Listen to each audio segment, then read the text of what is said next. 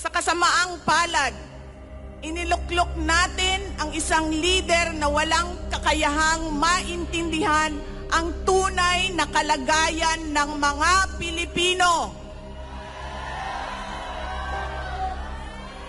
At higit sa lahat, hindi kayang magdesisyon para sa kapakanan ng sambayanan.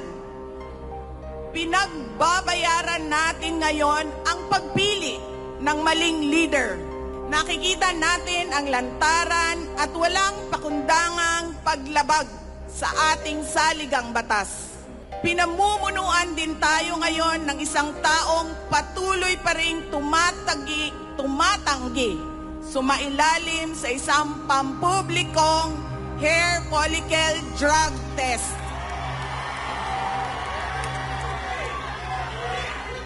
At nagsinungaling sa 20 pesos ang bigas.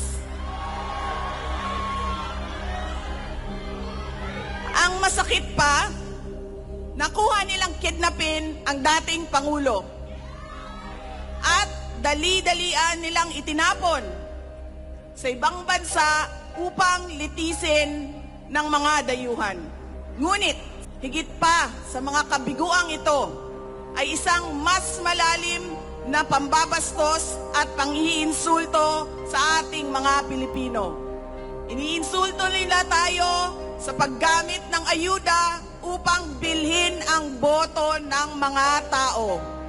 Ang ayuda ay hindi naman likas na masama. Sa katunayan, marami ang natulungan ito noong panahon ng pandemya. Ngunit, kapag ginamit ito para manipulahin kayo at pagsamantalahan ang inyong kahirapan upang manatili sila sa kapangyarihan, nagiging sandata ito ng pang-aabuso.